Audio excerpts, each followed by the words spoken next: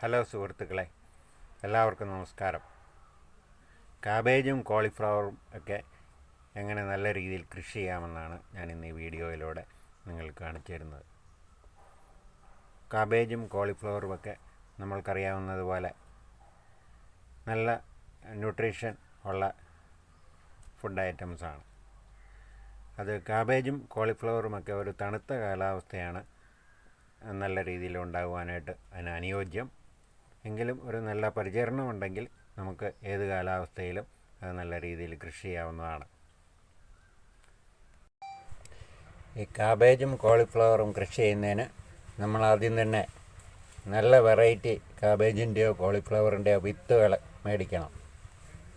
എന്നിട്ട് ആ വിത്ത് ഏകദേശം ഒരു 4 മണിക്കൂർ സമയം വെള്ളത്തിലിട്ട് കുതിർത്തതിന് ശേഷം ഇതുപോലെ ഒരു ട്രെയിലോ വല്ലോ കുറച്ച് മണ്ണെടുത്തിട്ട് ആ മണ്ണിൽ ആ വിത്തുകൾ നടുക. വിത്തുകൾ കൂടുതൽ ആഴത്തിലേക്ക് പോകരുത്. വിത്തുകൾ ഇളക്കിയ മണ്ണിൻ്റെ മേൽവശത്തിട്ടിട്ട് മണ്ണൊന്ന് തട്ടി ഒന്ന് ക്രമീകരിച്ചാൽ മതിയാവും. എന്നിട്ട് കുറച്ച് വെള്ളം തിളച്ച് കൊടുക്കുക.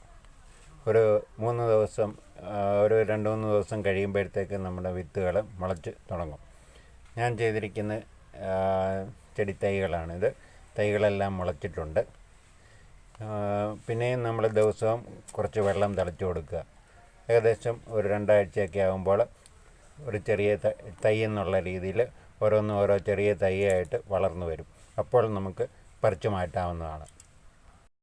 കോളിഫ്ലവർ നമ്മൾ കൃഷി ചെയ്യുമ്പോൾ തൈകൾ പറിച്ചു മാറ്റിയതിന് ശേഷം ദിവസവും കുറച്ച് വെള്ളം തിളച്ച് കൊടുക്കുക. പിന്നെ ആഴ്ചയിൽ ഒരിക്കൽ നമ്മൾ കുറച്ച് കമ്പോസ്റ്റോ അല്ലെങ്കിൽ അങ്ങനെയുള്ള ജൈവവളം വല്ലതും ചെടിയുടെ ചുവടിനടുത്ത് ഇട്ട് കൊടുക്കുക. ഇങ്ങനെ ചെയ്താൽ കുറച്ച് ഒരു മാസമൊക്കെ കഴിഞ്ഞ് കഴിയുമ്പോൾ നമ്മുടെ കോളിഫ്ലവറിൽ ഇങ്ങനെ അതിൻ്റെ പൂവ് ഉണ്ടായി വരും. കോളിഫ്ലവർ ഞാൻ ചെയ്തിരിക്കുന്ന കോളിഫ്ലവറിൽ നമ്മുടെ കോളിഫ്ലവർ വളർന്നു വരുന്നത് കേട്ടോ, ഇതേപോലെ ഉണ്ടാവും. ഞാൻ ചെയ്തിരിക്കുന്ന വേറെ ഒരു കോളിഫ്ലവറാണ്. ഇതിൽ പൂവുണ്ടാകാൻ തുടങ്ങിയില്ല. കുറച്ച് ദിവസങ്ങൾക്കുള്ളിൽ ഇതിലും പൂവുണ്ടാകുക തുടങ്ങുമെന്ന് പ്രതീക്ഷിക്കാം. ഈ കോളിഫ്ലവറും കാബേജും ഒക്കെ താഴ്ന്ന ടെമ്പറേച്ചറുള്ള സ്ഥലത്ത് ആണ് നന്നായിട്ട് വളരുന്നത്. കോളിഫ്ലവറിന് 18 ഡിഗ്രി താഴെയുള്ള ടെമ്പറേച്ചറാണ് അനുയോജ്യം. കാബേജിനാണെങ്കിൽ ഒരു 23 ഡിഗ്രിക്ക് താഴെയുള്ള ടെമ്പറേച്ചറാണ് അനുയോജ്യം.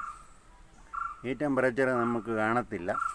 അതുകൊണ്ട് ഇടയ്ക്ക് കുറച്ച് ഫ്രിഡ്ജിൽ തണുക്കാൻ വെച്ചിട്ടുള്ള ഒരു വെള്ളം, തണുത്ത വെള്ളം, ഫ്രിഡ്ജിൽ വെച്ച് തണുപ്പിച്ചിട്ടുള്ള കുറച്ച് വെള്ളം ഇടയ്ക്കൊന്ന് സ്പ്രേ ചെയ്ത് കൊടുക്കുന്നത് നന്നായിരിക്കും. പ്രത്യേകിച്ച് നമ്മുടെ ഇവിടുത്തെ അന്തരീക്ഷ താപനില 35 ഡിഗ്രിക്ക് മുകളിലൊക്കെ വരുന്നുണ്ടെങ്കിൽ നമ്മൾ ദിവസം ഒന്നിലധികം തവണ അങ്ങനെ തണുത്ത വെള്ളം സ്പ്രേ ചെയ്ത് കൊടുക്കുന്നത് അല്ലെങ്കിൽ തളിച്ചു കൊടുക്കുന്നത് നന്നായിട്ട് പ്രയോജനം ചെയ്യും.